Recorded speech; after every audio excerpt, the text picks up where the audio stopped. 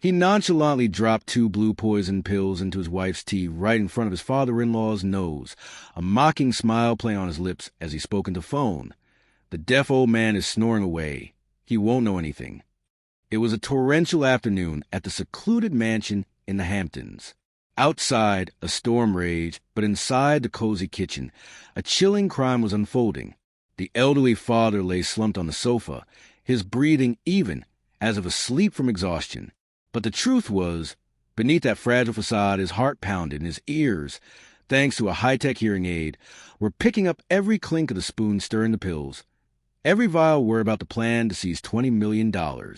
He thought he was a lamb, but he was wrong. He was a wolf hunting in silence. What would happen when the wolf opened its eyes? My name is Robert, and the man currently holding court on that glittering stage is my son-in-law, Mark. If you were to look around this ballroom, you would see deception dressed in its finest attire. Hundreds of crystal chandeliers are blazing overhead, but to me, they are merely spotlights illuminating a masterclass in hypocrisy. I'm tucked away at the furthest table, buried in the shadows. On the linen before me sits a single gin martini, bone dry and crystal clear. I'm not drinking to get drunk. I'm drinking to keep my racing pulse cold.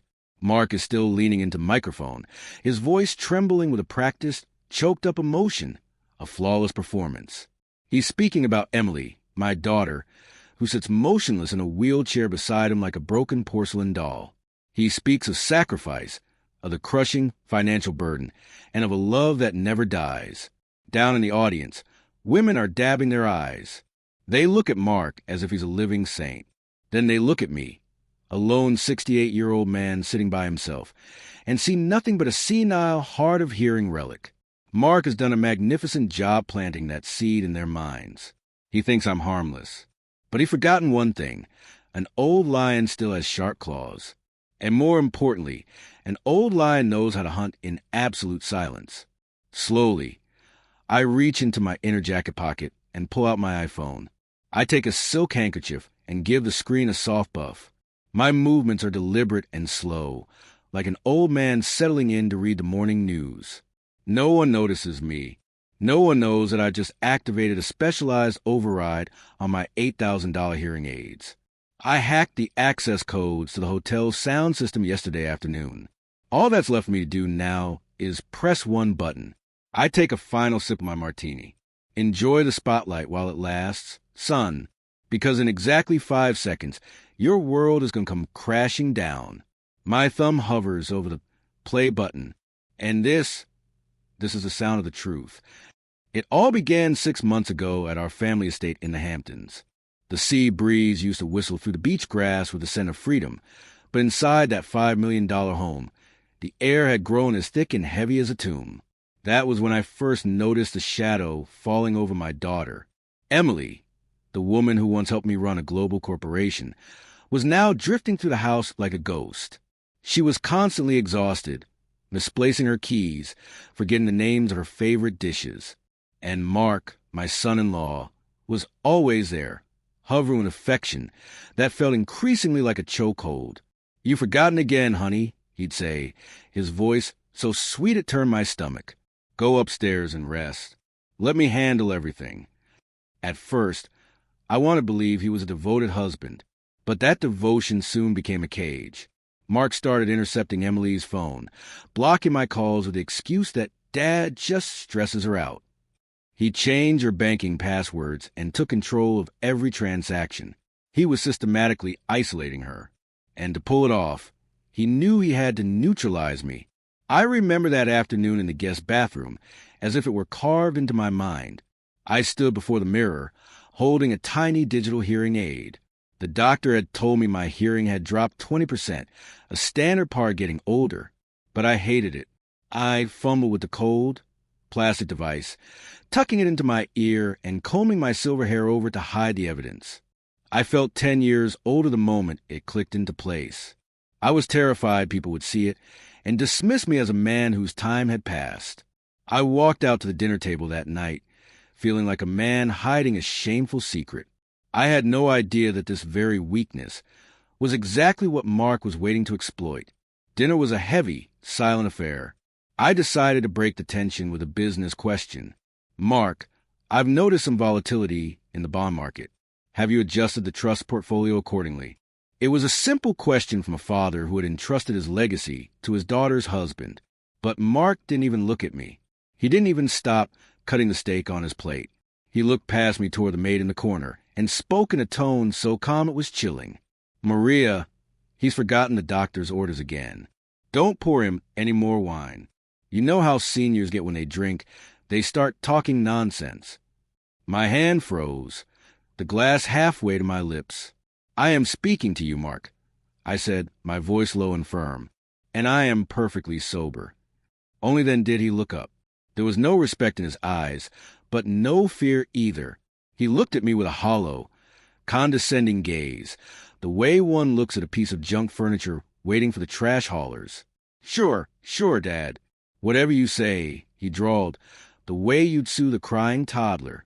Just eat your dinner before it gets cold. Let the young people worry about the money. He turned to Emily and spoke louder than necessary. See?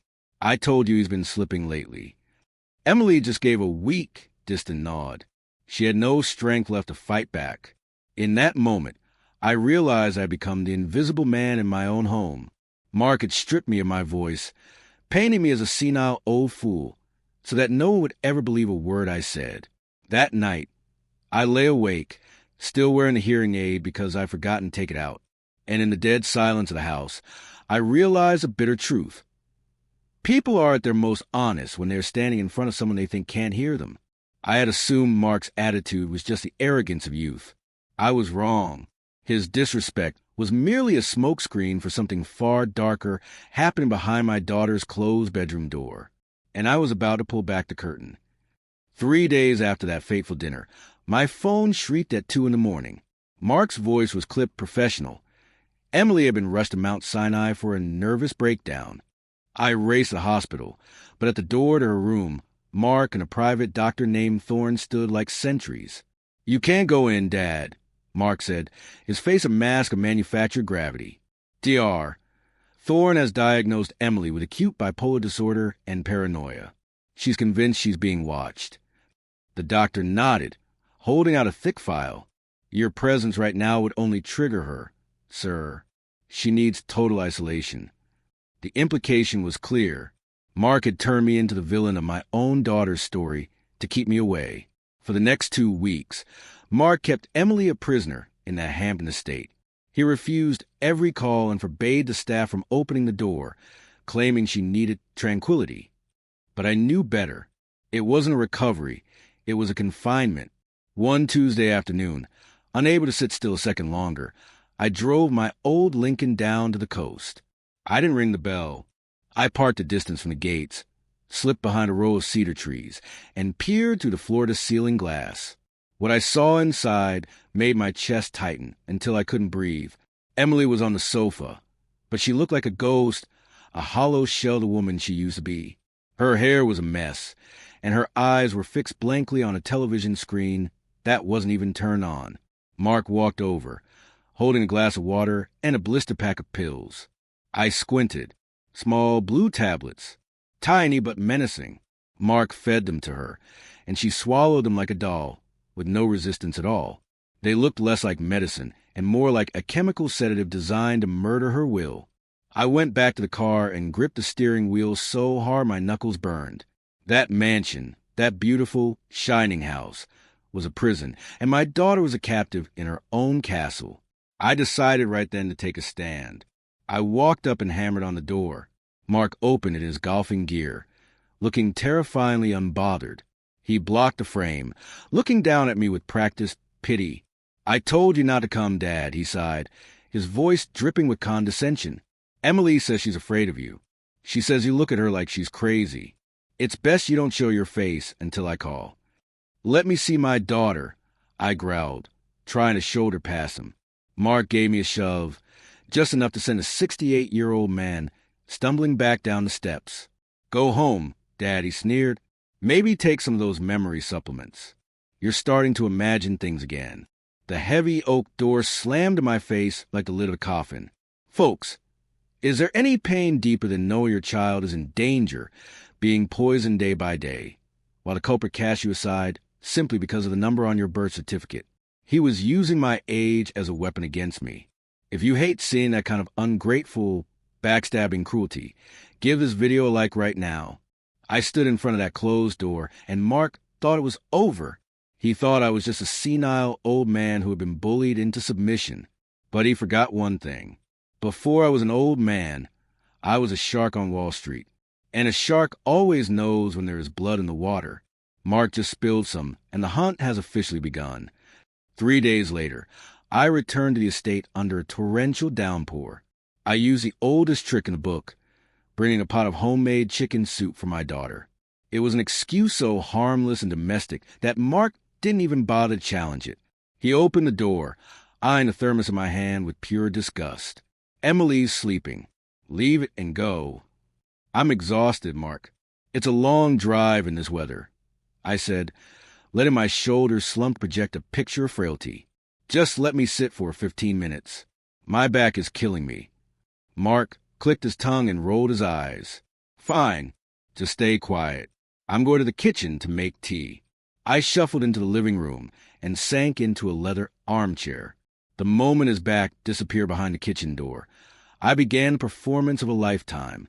I tilted my head back, let my mouth hang open slightly, and let my arms go limp, the perfect image of an old man fallen into a deep midday slumber. But beneath my suit jacket, my heart was hammering against my ribs. I slipped my hand into my pocket, my thumb finding the familiar surface of my iPhone 15 Pro Max. Without looking at the screen, I opened the app, swiped the volume to the max, and activated spy mode, directional listening. This was the crown jewel of my $8,000 hearing aids. It functioned like a parabolic microphone used by intelligence officers, filtering out background noise and magnifying distant voices. Whirhiss? A sharp ring echoed in my ears, and then my hearing exploded. The rain against the window suddenly sounded like a thundering waterfall, sending a jolt of pain through my eardrums. I gritted my teeth, forcing myself to maintain a slow, rhythmic breathing pattern. I focused the beam toward the kitchen 30 feet away. The sounds became crystal clear. Clink, a metal spoon against porcelain. Crackle, the sharp, clean snap of a pill being pushed through a foil blister pack. Then came the sound of boiling water being poured. And finally, the voice. Mark was on the phone. He was whispering, but through the amplifier. His voice hissed directly into my ear as if he were standing an inch away. Don't worry, babe, Mark chuckled, his tone oily and arrogant. The old deaf man is out here snoring like a chainsaw. He doesn't suspect a thing. I clenched my fist inside my pocket, my nails digging into my palm. Yeah, he snickered. I just mixed Emily a special cocktail. 2 of the blue ones, double the dose. In 15 minutes, she'll be as submissive as a puppy. A special cocktail. He was poisoning my daughter right under my nose. Lawyer Sterling comes by tonight. She'll sign the power of attorney over the trust while she's in a fog. After that, I'm shipping her off to a private sanitarium. As for old Robert, I'll toss him into some bargain basement nursing home in Jersey to get him out of my hair. His money is going to pay off the Vegas boys.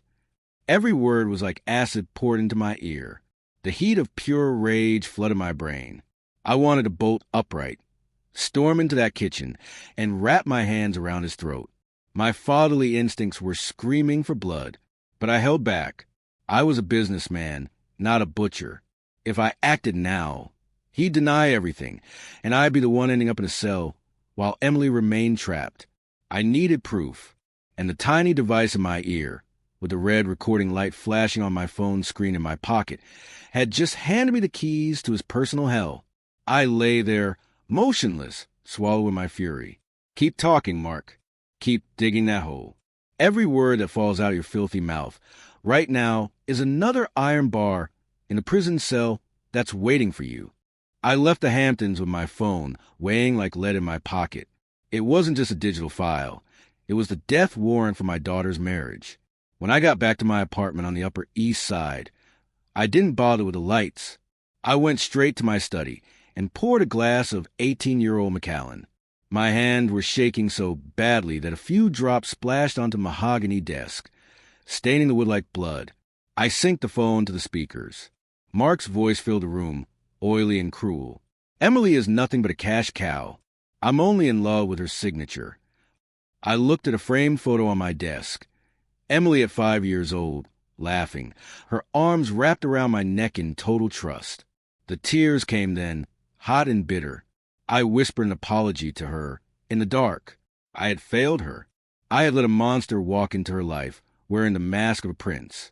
But I didn't allow myself more than 5 minutes of weakness. I wiped my face. Robert the grieving father vanished, replaced by Robert the former chairman preparing for a hostile takeover. I called Vance, my old head of security, now a private investigator. I need everything you can find on Mark. Finances, debts, the works. You have 24 hours. The dossier arrived the next morning. The numbers on the screen made my skin crawl. The sheer scale of his greed was breathtaking. Mark owed underground casinos in Las Vegas a total of $3 million. He had been forging Emily's signature to mortgage our vacation home, and the debt was due this weekend. That was why he needed control of the $20 million trust immediately. He didn't need money for his wife's medical care. He needed it to save his own skin. Disgust surged through me, but so did a strange sense of relief. I wasn't crazy. My intuition had been right all along. I stood up and opened the wall safe. Inside sat my old service weapon, a Colt 1911 from my days in the military. I took it out, dropped the magazine, and began to clean it. A reflex from a lifetime ago. The sharp, acrid scent of gun oil mingled with the lingering smell of scotch, creating a heavy, suffocating atmosphere. I had no intention of shooting him. A bullet would be too merciful. But the cold weight of steel reminded me of a simple truth. No matter how old I am still a man capable of defending his territory. I slammed the magazine back into the grip. Click. The metallic snap was as final as a judge's gavel. He wants Emily's signature? Fine. I'll hand him the pen to sign his own ruin. But the price of that ink will be every remaining year of his life behind the bars of federal prison. To pull this off, I needed an ally on the inside.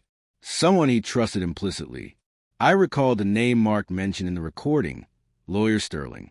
A thin, cold smile touched my lips. Mark, you made the biggest mistake of your life when you picked your legal counsel. Sterling. The name echoed in the recording like a signal from destiny. Mark had calculated every move, but he had overlooked the most critical variable of all, history. 20 years ago, I had personally funded a $50,000 scholarship for a struggling student at Columbia Law. That paperboy from years ago was now James Sterling, the high-powered attorney Mark had hired to dismantle me. 3 a.m. I sat in a vinyl booth at the Metro Diner. The fluorescent lights flickered over the plastic tabletop. Before me sat a cup of black coffee that had long since gone cold. I stirred it slowly, creating a dark vortex, a perfect mirror to the trap I was currently setting. The door chimes rang. Sterling walked in, looking weary in an expensive suit. He froze when his eyes met mine. Mr. Manning, Sterling said, sliding into the opposite seat, his voice laced with confusion. It's been a long time. When you called, I didn't let him finish. I didn't even look up. I simply nudged my iPhone across the table, sliding it until it stopped right against his hand. A gesture of soft power, but it carried more weight than a physical blow. Listen, James, I said, my voice as cold as the New York winter. Sterling pressed the phone to his ear. I watched the muscles in his face shift. Curiosity faded into a deathly pallor as he heard Mark's voice bragging about poisoning Emily and the plan to liquidate the trust to pay off his debts. When the recording ended, Sterling's hands were trembling. He told me Emily was truly ill, Sterling stammered, beads of sweat breaking out on his forehead. He said he needed control of the trust to pay for a specialized brain surgery in Switzerland. I swear to you, Robert, I had no idea this was for gambling debts. I looked him straight in the eye.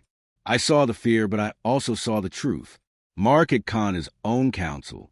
Mark said you were his loyal dog. Sterling. I said slowly, each word as sharp as a razor. He said as long as he tossed you a few bones, you'd draft whatever filthy paperwork he needed. Is he right, James? Are you a lawyer or are you a lapdog? Sterling's fist clenched. The insult struck the raw pride of a man who had clawed his way out of poverty. His gaze shifted. The fear evaporated, replaced by the righteous fury of a man who realized he'd been played for a fool. I owe you my entire career, Robert, Sterling said, his voice hardening. What do you want me to do? Tomorrow morning, go to the house exactly as planned. I commanded. Draft the guardianship papers. But I want you to slip a small, specific clause into the trust agreement. A clause he'll never notice while he's drunk on his own victory. A legal trapdoor, Sterling nodded. I'll make him the guardian of his own prison cell. We didn't shake hands. Only a silent nod passed between us. Sterling stood and vanished into the New York night. Sterling had picked his side. The trap was set. Mark, oblivious as ever, was so confident that he just texted me, inviting me to a little party tomorrow night to celebrate early. He wants me to witness his triumph before he ships me off to a nursing home? Oh, I'll be there, Mark. And I'll be bringing a gift you'll never see coming. That night, Mark threw a private dinner party right in our formal dining room. He called a family gathering, but the guest list told a different story. 3 thuggish-looking creditors and his blonde mistress. He forced Emily to sit at the head of the table. My daughter, still drifting in a drug-induced fog, sat as still as a broken porcelain doll, her vacant eyes staring at nothing. I sat opposite her, gripping my napkin under the table, fighting to keep my breathing steady. To a bright future. Mark shouted, his voice thick with the smell of expensive gin. He reached into the cabinet and pulled out a bottle of 25-year-old Macallan. My heart shattered. That bottle was the last anniversary gift my late wife had ever given me. I had never been able to bring myself to open it. To me, it wasn't just scotch. It was a memory. Pop. The sound of the cork was as sharp as a gunshot. Mark let out a hollow laugh and walked toward me. He made a show of tripping. The amber liquid splashed across the mahogany table, soaking into my trousers. Oh, for God's sake! Dad, you're so clumsy, Mark said loudly, his voice dripping with mockery. You've gone and spilled the good stuff. Well, aren't you going to clean it up? The room went silent. The creditors stared at me, waiting for the show. Mark wanted to break me, to prove to these sharks exactly who was the master of this house. I looked down at the spreading stain. The heat of pure rage flooded my face. I wanted to smash that bottle over his head, but I held back.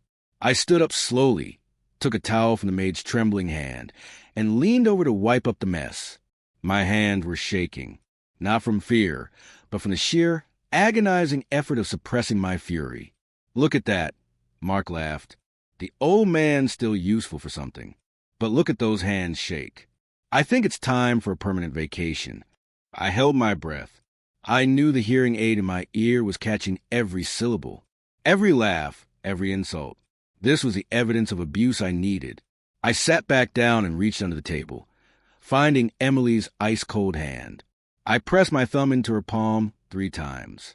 1, 2, 3. Our secret code. Dad is here. I felt the faintest twitch in return. Her pinky finger curled just a fraction. She was still in there. A tiny flicker of hope sparked in my chest. Mark walked over and clamped his hand onto my shoulder, squeezing until I felt my collarbone might snap. Then he patted my cheek. Tap, tap. 2 light slaps that hurt worse than any punch. Look at this pathetic old man, Mark sneered, his alcohol-heavy breath hitting my face. Next week, you'll have plenty of friends at the state home. Try to hang on for a while. Actually, don't. Do us all a favor and kick the bucket early. The creditors roared with laughter. He had just wished for my death. He had just signed my death warrant in my own home. I looked up at him, saying nothing. Laugh it up, Mark. Enjoy every second of this night. Folks, he's mocking my pain and trampling on my dignity. He thinks I'm a useless relic, a lamb waiting for the blade. But he has no idea that this lamb has the ears of a wolf. This hearing aid is capturing every venomous word. If you are still with me, if your heart is burning with the same indignation I feel, Please stand with me. Leave a comment saying justice or just a number, one below. Let me know I'm not standing in this room alone. Your presence is the strength I need to stay on my feet and deliver the final blow, a reckoning that will happen exactly where he thinks he's at his brightest. The day of reckoning finally arrived. To Mark, this was his coronation. To me, it was Judgment Day. In the morning, Mark tried to leave me behind. "You're not well, Dad," he said, his eyes glued to his phone. "Stay home. I don't need you fainting and making a scene." I knew what he was really afraid of, that my frailty would ruin the image of the vibrant, youthful entrepreneur he'd spent so much effort building. But I couldn't be absent. Not today. "Let me go, Mark," I said, pitching my voice to sound pathetically shaky. "I want to see my daughter shine one last time. I promise I'll stay quiet." Mark hesitated.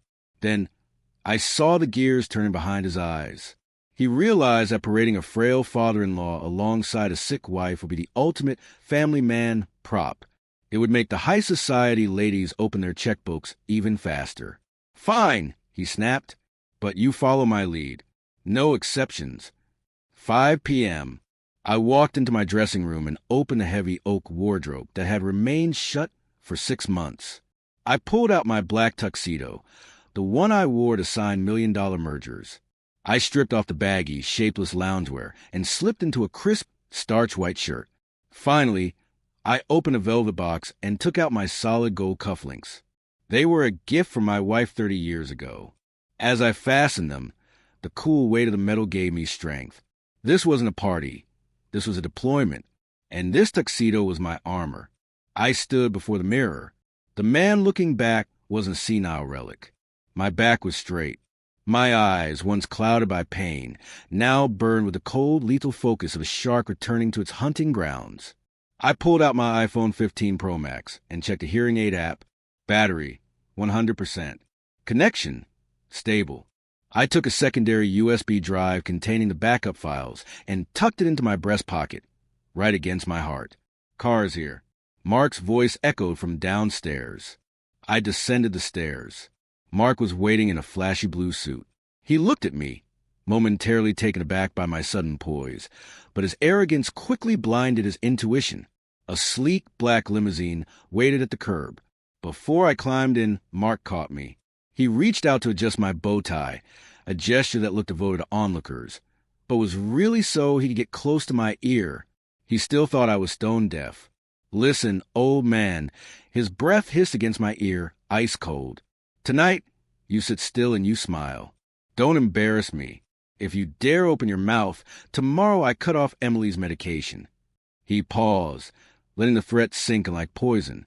"I'll let her spiral into a real psychotic break. You hear me?" I looked at him, gave no answer, and simply climbed into the car to sit beside my daughter.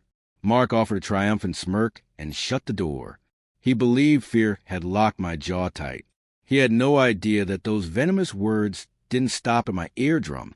Through my active hearing aid, every filthy word had just been streamed directly to the headset of Investigator Vance, sitting in a surveillance van in the plaza's parking lot. Mark had just signed his own arrest warrant.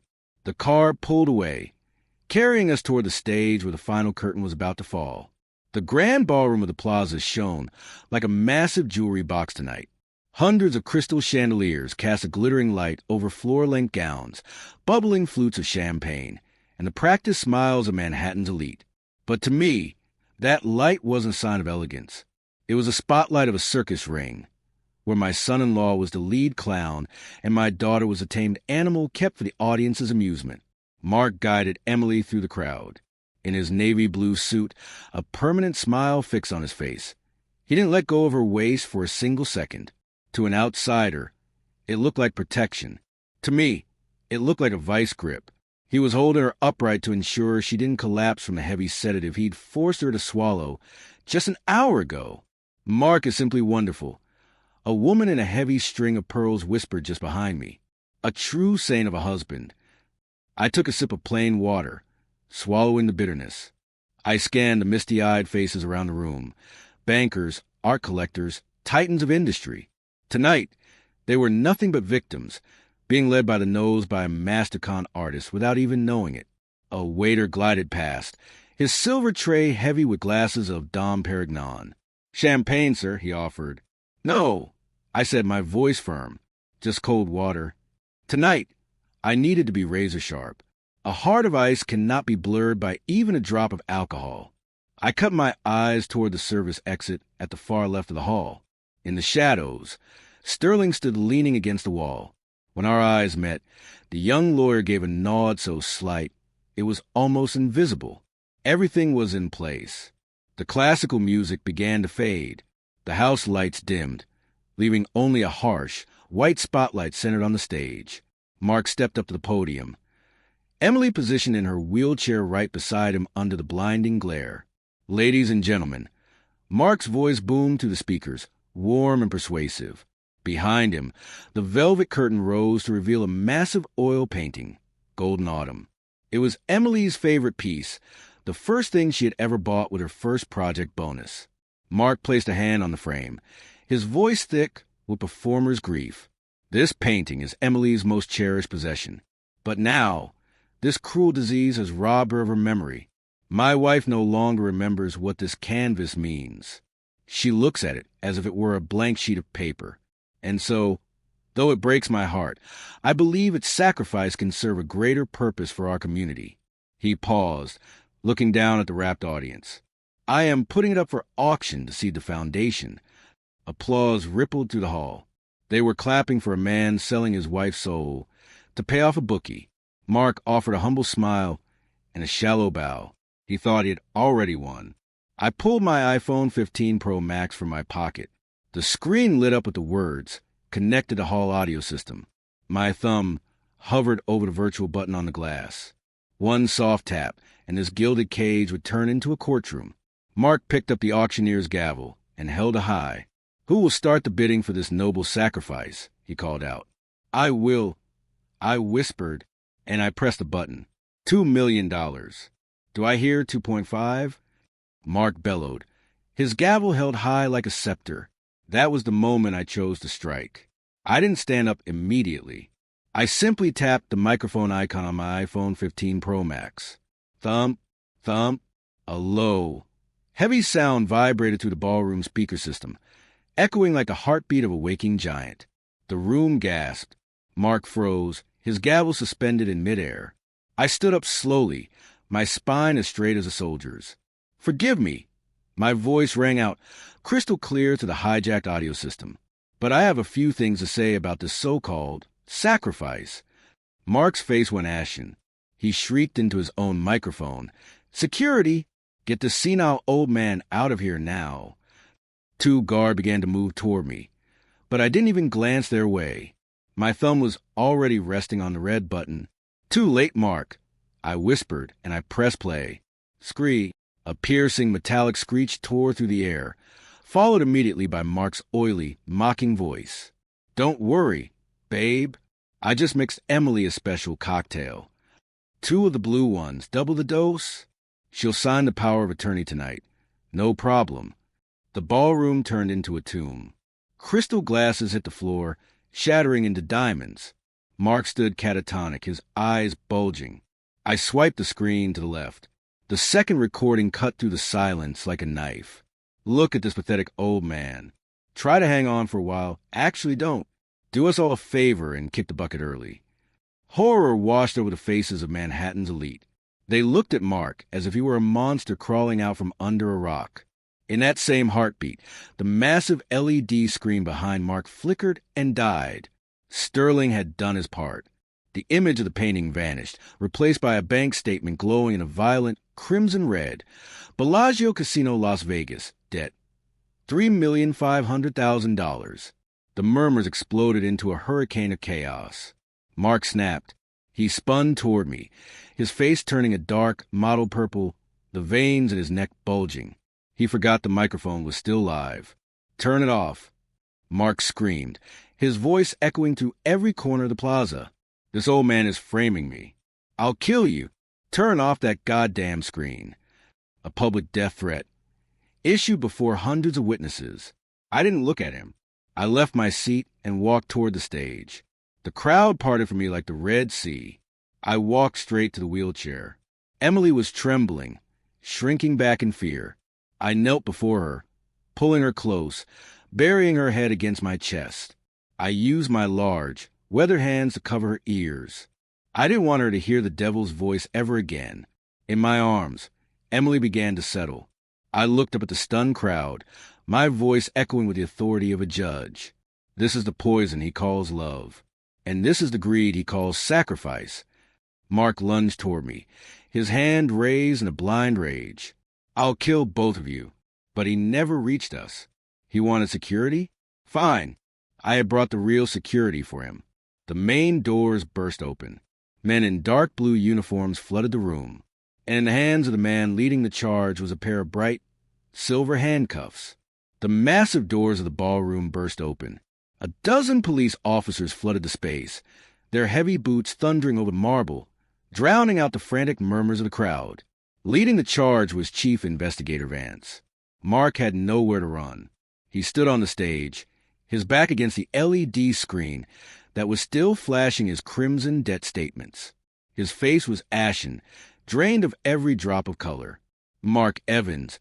Vance's voice projected with the authority of the law.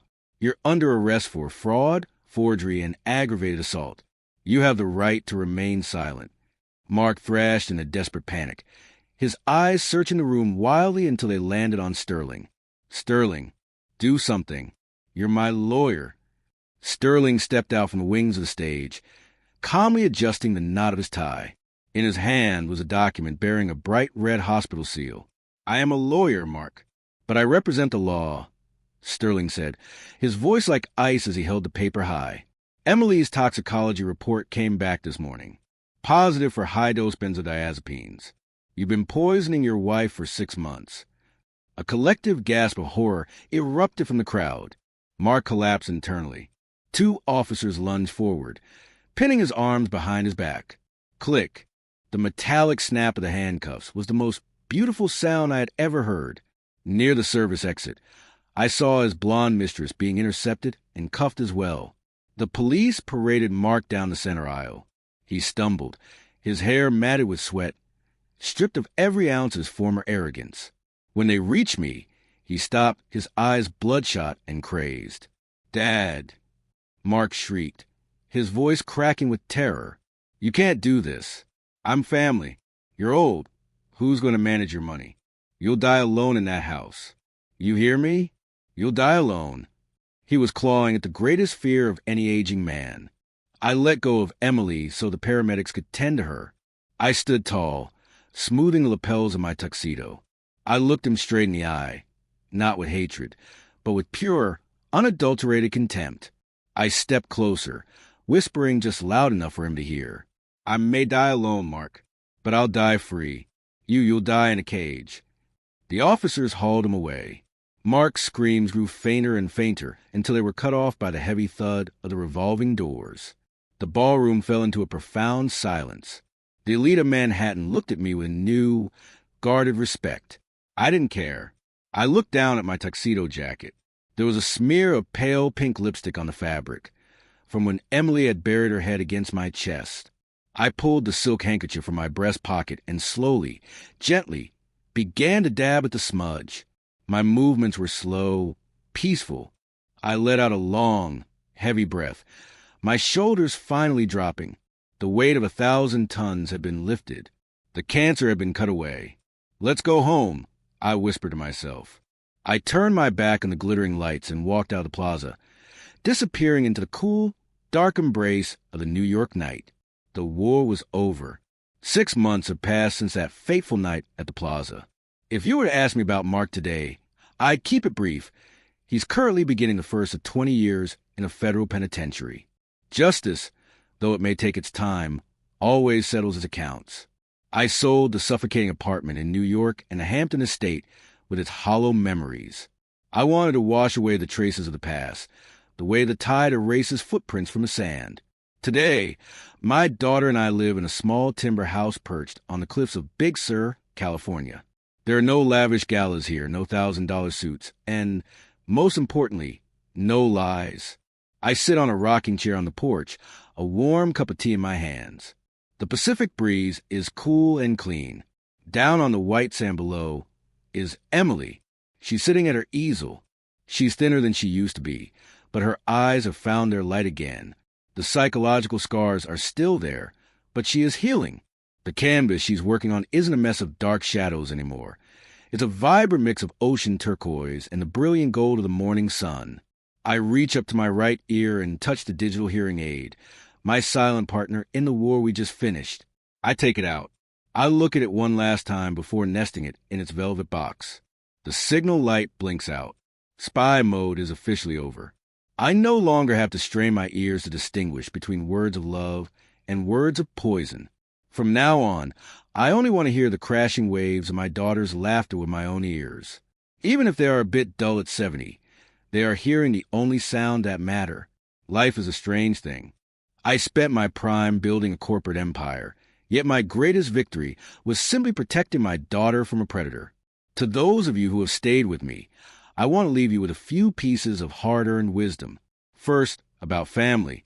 Blood is important, but never let it blind you. Sometimes, the cool water truth is more vital than the toxic blood running through a trader's veins. Second, about age. Never let a number make you feel weak. Society may dismiss the elderly, but remember, wisdom and experience are weapons that never rust. An old lion is still a lion. And finally, about letting go. When they put those cuffs on Mark, I didn't feel joy, I felt light. Revenge doesn't bring happiness, but it does bring safety. And only in safety can happiness begin to sprout again. The sun is climbing higher now, turning the sea to gold. A new day is beginning. Thank you for listening to an old man story. Hug your children tight tonight. But perhaps keep one eye open while you sleep, because peace is something you have to fight for.